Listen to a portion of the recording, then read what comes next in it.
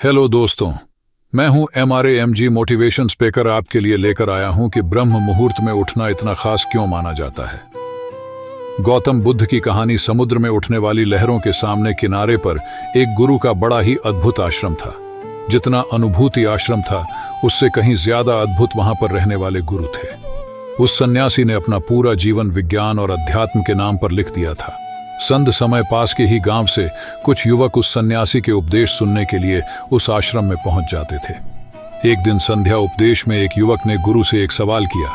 उसने कहा कि गुरुदेव, मन बड़ा ही विचित्र है। मैं अपने आप से यह बोलता हूं कि यह गलती मैं इस बार नहीं करूंगा, लेकिन हर बार मैं वही गलती दोबारा से दोहरा देता हूं। सोचता हूं कि अतीत में जो गलतियां मुझसे हुई हैं, आप कहते हैं कि ध्यान सब दुखों को मिटा देगा, लेकिन मैं रोज ध्यान करता हूं, लेकिन उस ध्यान का मुझे कोई फायदा नहीं मिलता। ऐसा क्यों होता है? मैं क्या करूं? कृपया करके मेरा मार्गदर्शन करिए। सन्यासी ने सबकी समस्या हल करते हुए कहना शुरू किया।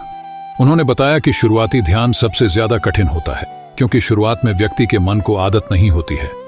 वह इधर उधर भागता है, दौड़ता है, अतीत की बातों को याद करता है, लेकिन एक जगह पर लगा नहीं पाता।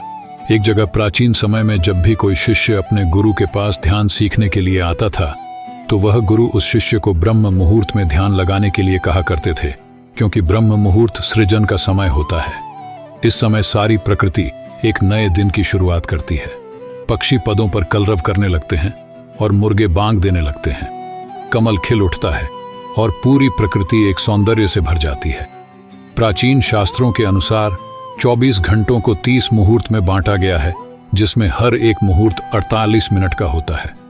ब्रह्म मुहूर्त की शुरुआत सूर्योदय से 1 घंटा 36 मिनट पहले हो जाती है। अलग अलग रथ में सूर्योदय का समय अलग अलग होता है। इसी प्रकार ब्रह्म मुहूर्त का समय भी अलग अलग रथों के हिसाब से अलग अलग होता है। गर्मियों के दिनों में अगर सूर्य 6 बजे उदय हो रहा है, तो ब्रह्म मुहूर्त की शुरुआत इससे 1 घंटा 36 मिनट पहले, यानी कि 424 मिनट पर हो जाती है। और वहीं पर सर्दियों में सूर्य अगर 7:11 बजे उगता है, तो ब्रह्म मुहूर्त की शुरुआत 524 पर होती है। आसान भाषा में अगर बात 6 करें तो 4 बजे से 6 बजे का समय ब्रह्म मुहूर्त का ही समय होता है। यह वह समय होता है जब मंदिर के पट खुल जाते हैं। ऋषि मुनि नदियों में स्नान करने के पश्चात ध्यान साधना में लीन हो जाते हैं। यह वो समय होता है जब कमल भी खिल उठता, मंदिर के पट खुल जाते हैं।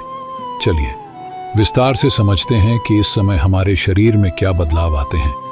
आयुर्वेद का कहना है कि मनुष्य का शरीर 3 ऊर्जांचल करती है। अगर इन 2 का संतुलन हमारे शरीर में बिगड़ने लगता है, तो हम तरह तरह की बीमारियों से ग्रस्त हो जाते हैं। इन तीनों में से सबसे मुख्य ऊर्जा होती है बात की बात का संतुलन बिगड़ने से। हमारे शरीर में 80 तरह की बीमारियां पैदा होती हैं। पीठ का संतुलन बिगड़ने से 40 और कफ का संतुलन बिगड़ने से 20 तरह की बीमारियां जन्म लेती हैं। इस प्रकार इन तीनों दोषों में से बात सबसे ज्यादा महत्वपूर्ण है, और बात हमारे शरीर में सबसे ज्यादा सक्रिय सुबह के 2 बजे से 6 बजे के बीच में होता है। यानी कि ब्रह्म मुहूर्त से पहले उठने वाले लोगों का बात हमेशा संतुलन में रहता है, और इसी वजह से उनका पेट अच्छे से साफ होता है। उन्हें कोई बीमारी नहीं होती। वह हमेशा ऊर्जा से भरे हुए रहते हैं। उनका मुख कमल की तरह चमकता रहता है।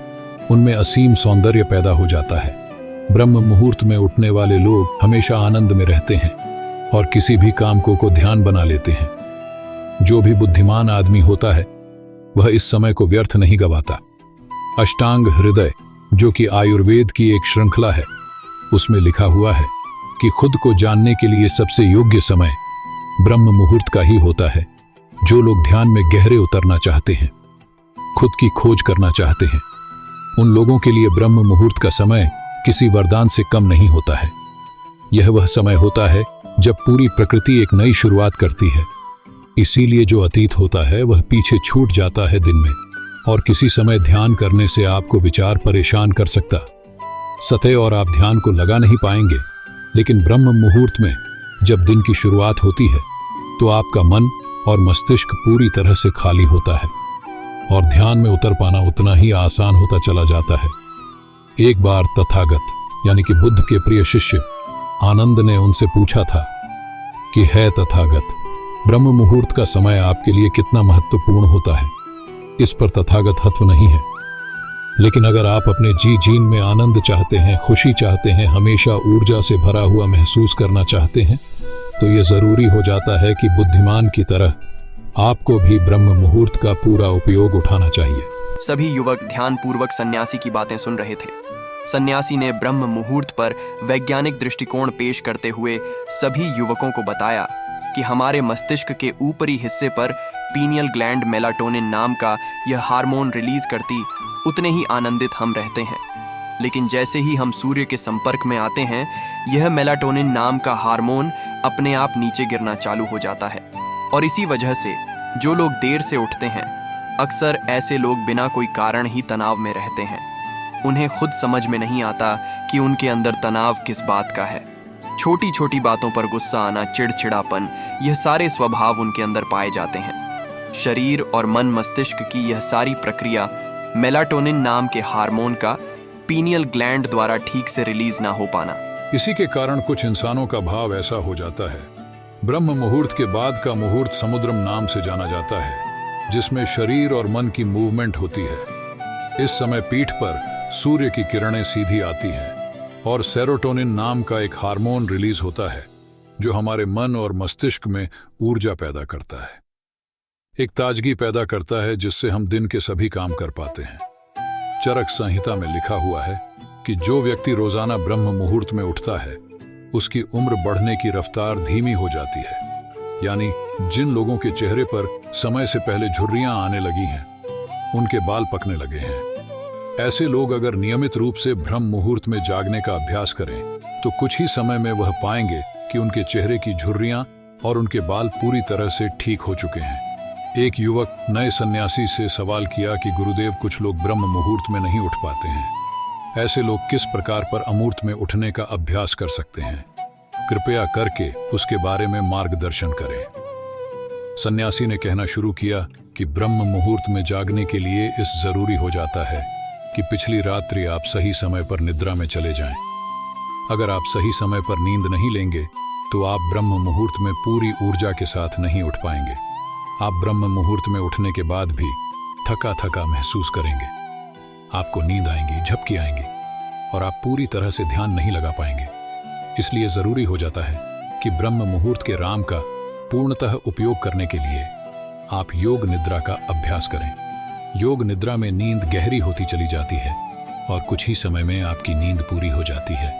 जो लोग योग निद्रा का अभ्यास करना चाहते हैं, आप चाहे तो सोने से पहले उस निर्देशित ध्यान का पालन कर सकते हैं, जिससे कि आप योग निद्रा का अनुभव कर पाएंगे और आपकी नींद पहले से ज्यादा अच्छी और गहरी होती जाएगी। युवक ने अगला सवाल पूछा कि गुरुदेव, ब्रह्म मुहूर्त में किस प्रकार की दिनचर्या का पालन करना चाहिए?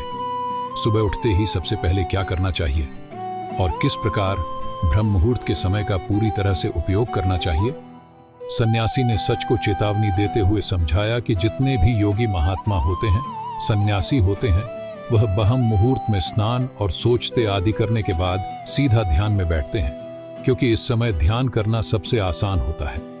विचारों का भटकाव सबसे कम होता है, क्योंकि इस समय दिन की शुरुआत हो रही होती है, नया सृजन हो रहा होता है। इस समय पूरा वातावरण शून्यता से भरा होता है। तो इस समय 15 मिनट का किया हुआ ध्यान पूरे दिन में 2 घंटे किए हुए ध्यान के बराबर हो जाता है।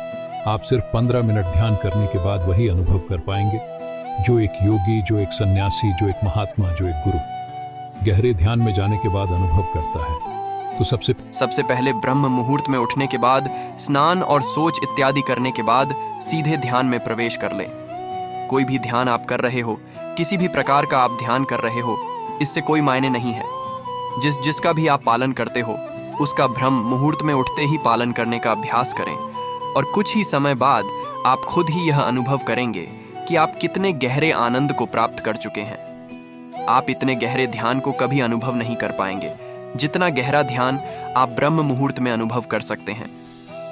जिन लोगों ने ध्यान की यात्रा की सिर्फ शुरुआत की है या फिर जो शुरुआत करना चाहते हैं, उनके लिए तो ब्रह्म मुहूर्त बहुत ही वरदान साबित होगा। ने चेतावनी देते हुए बताया कि कुछ लोग ब्रह्म मुहूर्त में जागने के बाद भी उस समय का सही उपयोग नहीं करते हैं। कुछ लोग अपना मोबाइल फोन यूज करने लगते हैं तो कुछ लोग किसी से बातें करने लगते हैं। लेकिन इस समय अगर आपका टहलने का मन हो रहा है, ध्यान करने के बाद, तो आप अपने चप्पल या जूते निकालकर हरी घास पर घूमें। इससे आपकी त्वचा और आपकी आंखों को बहुत ही लाभकारी फायदे मिलेंगे। ध्यान और योगासन करने के बाद एक व्यक्ति को शारीरिक अभ्यास जरूर करना चाहिए ब्रह्म मुहूर्त में, क्योंकि ब्रह्म मुहूर्त में जब हमारे शरीर से पसीना निकलता है तो हमारे रक्त तक शुद्ध वायु यानी कि ऑक्सीजन पहुंचती है, जो हमारे रक्त संचार को बेहतर कर देती है और हमारे शरीर की सारी गंदगी बाहर आ जाती है। शारीरिक अभ्यास करने के बाद आप पूरे दिन चुस्त रहेंगे। आप बिल्कुल भी आलस्य नहीं करेंगे, थका थका महसूस नहीं करेंगे, जिससे भी मिलेंगे जिंदा दिल्ली से मिलेंगे, लोग खुश हो जाएंगे। आपके पास बैठकर आपसे बातें करके लोग मंत्रमुग्ध हो जाएंगे और यही सफलता का सबसे बड़ा मंत्र होता है। जो लोग सुबह उठकर ध्यान और शारीरिक अभ्यास मात्र कर लेते हैं तो जीवन में बड़ी से बड़ी उपलब्धियां हासिल कर सकते हैं। आखिर में सन्यासी ने सभी युवकों को समझाते हुए कहा कि ब्रह्म मुहूर्त का समय हमारे जीवन का सबसे कीमती समय होता है, इसीलिए इस समय को दूसरी गतिविधियों में बर्बाद मत करो। इस समय को तुम अपनी आध्यात्मिक और मानसिक उन्नति के लिए बहुत अच्छे से इस्तेमाल कर सकते हो और इसका सदुपयोग कर सकते हो। इसके बाद सन्यासी सभी को प्रणाम करके वहां से प्रस्थान कर गए। तो दोस्तों, उम्मीद करता हूं आपको इस कहानी से एक अच्छी सीख मिली होगी। ये कहानी आपको कैसी लगी हमें कमेंट बॉक्स में कमेंट करके जरूर बताएं और इस कहानी को अपने दोस्तों के साथ शेयर करें। धन्यवाद।